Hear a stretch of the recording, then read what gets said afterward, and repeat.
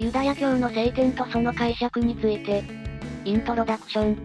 ユダヤ教は古代から続く宗教であり、その聖典はユダヤ教徒にとって非常に重要です。しかし、聖典の内容や解釈については、多くの人々が疑問を抱いています。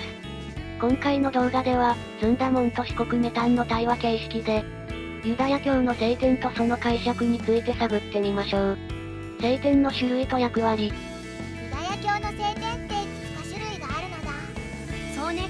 ユダヤ教の聖典にはタナハと呼ばれるものがあるわ。タナハは律法、預言、詩歌の3つの部分から成り立っているの。律法はユダヤ教の宗教法や倫理規範を含んでいて、預言は神の啓示を伝えるもの、詩歌は賛美や祈りを含んでいるのよ。なるほど。それぞれの部分がどのような役割を果たしているのか教えてほしいのだ。律法はユダヤ教徒にとっての指針となり、宗教的な行動や生活の基準を示しているわ。預言は神のメッセージを伝える役割を果たし、神の意図や未来の預言を知ることができるの。詩歌は賛美や祈りの表現であり、ユダヤ教徒の信仰心を深めるためのものなのよ。聖典解釈の方法。聖典の解釈方法は一つだけなのだ。聖典の解釈には様々な方法があるわ。例えば、文字通りの解釈や歴史的な文脈に基づく解釈、または神秘的な解釈などがあるわ。また、ユダヤ教ではミドラーシュと呼ばれる解釈法もあるわね。ミドラーシュでは聖典の物語や教訓を探求し、深い意味を見出すことを目指すの。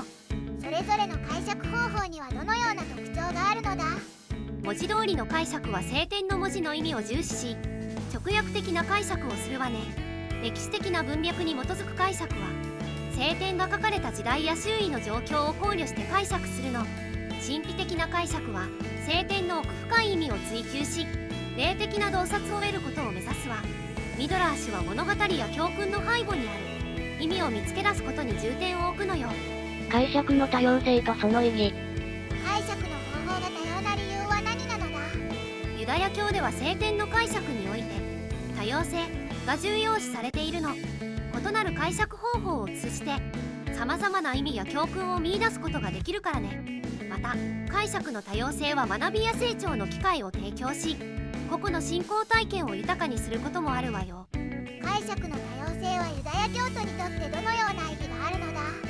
解釈の多様性はユダヤ教徒にとって自己の信仰体験を深めるための道具となっているわ。異なる解釈方法を通じて聖典の教えや神の意図についてさらに深く考えることができるの。また、他の人々との対話や意見交換を通じてより広い視野を持つこともできるのよ。まとめ。ユダヤ教の聖典は、タナハと呼ばれる律法、預言、詩歌の3つの部分からなります。聖典の解釈には様々な方法があり、文字通りの解釈、歴史的な文脈に基づく解釈、神秘的な解釈などがあります。解釈の多様性はユダヤ教徒にとって重要であり、自己の信仰体験を深めるための道具となります。対話や意見交換を通じて、より広い視野を持ち、聖典の教えについて深く考えることができます。今日の動画はここまで。最後まで見てくれてありがとうございました。このチャンネルでは、宗教にまつわる情報を5分以内の短くまとめた動画を毎日投稿中。世界の宗教に興味があるなら、チャンネル登録や他の動画も見てみて。